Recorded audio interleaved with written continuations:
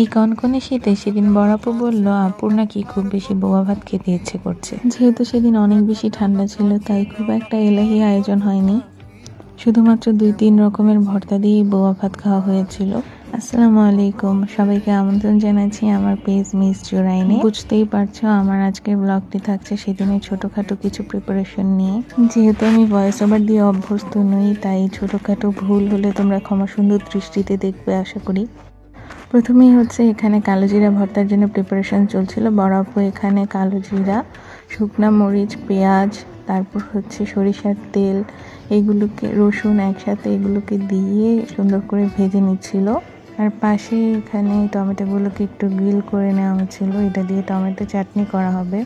আর আম্মু হচ্ছে এখানে শুটকি ভর্তা করার জন্য শুটকিগুলোকে একটু হালকা তেলে ভেজে নিচ্ছিল। এর মধ্যে বড় আপু ভর্তা বাটাবাটির কাজ শুরু করে দিল। সেদিন এত বেশি ঠান্ডা ছিল যে হাত পা কুঁকড়ে যাচ্ছিল, কোনো কাজই করা যাচ্ছিল না। ভর্তা বানানোটাও সেদিন খুবই জটিল কাজ মনে হচ্ছিল। ভর্তার পাশাপাশি বোয়া ভাতটাও রান্না শুরু করে দেওয়া হলো। তেলের মধ্যে পেঁয়াজ, দারচিনি, এলাচি, লবঙ্গ আর হচ্ছে আদা কুচি দিয়ে ভেজে নেওয়া হলো। এরপর এখানে চাল দিয়ে সেটাকে আর একটু ভালোভাবে ভেজে নিতে হবে। আমার মনে হয় পোলার চাল খুদ দিয়ে বোয়া ভাতটা রান্না করলে সেটা অনেক বেশি টেস্টি লাগে। আর আমরা কিন্তু এখানে কোচানো আলুও দিয়ে থাকি, সেদিন দেওয়া হয়নি। কেন দেওয়া হয়নি আই রিয়েলি ডোন্ট নো।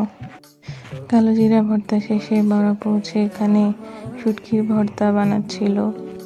এর মধ্যে বোয়াটাও প্রায় হয়ে এসেছে। আম্মু হচ্ছে এখানে কাঁচামরিচ দিয়ে দিয়েছিল।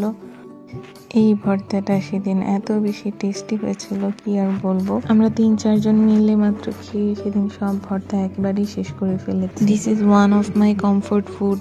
বোয়া ভাতের ঘ্রাণে এত বেশি খিদে পেয়েছিল যে টমেটো চাটনি করার ভিডিওটাই আমি নিতে পারিনি।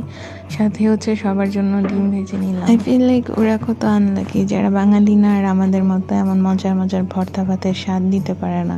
আজকের ভিডিওটা এই পর্যন্তই। তোমরা কে কে বোয়া ভাত খেতে পছন্দ করো আমাকে কিন্তু কমেন্ট করে জানাতে ভুলো না। আর যদি ভিডিওটি ভালো লেগে থাকে তাহলে অবশ্যই আমাকে লাইক, ফলো এবং কমেন্ট করে পাশে থেকো। Thanks for watching, stay with me.